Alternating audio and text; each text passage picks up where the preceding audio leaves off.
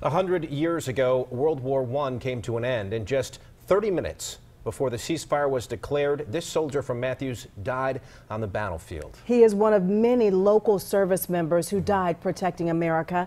And Eyewitness News reporter Tina Terry uncovered why some of their stories are just now coming to light.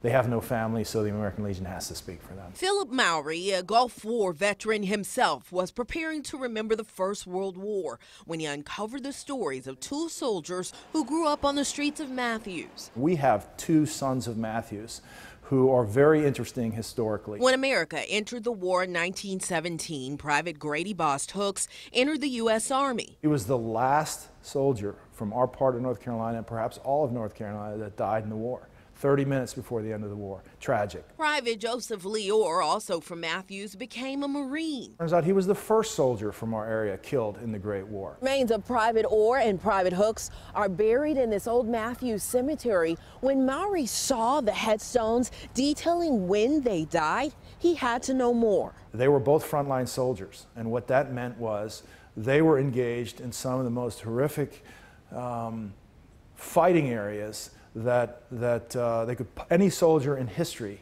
would have engaged in. In a letter home, Hooks encouraged his family, saying, "If anything happens to me, don't worry. I'm living the best I know how, not through fear of death, but through love." It was a horrible, horrible situation. At the old lodge where the two men would likely have congregated before going to war, Mowry told me he hopes the public will stop and remember and celebrate how they lived and died. Their life was for something. In Matthews, Tina Terry, Channel 9 Eyewitness News. Amazing service. The American Legion post in Matthews will soon be renamed after Hooks and Orr. And tonight, the Matthews Town Council will hear a presentation and learn more about their stories.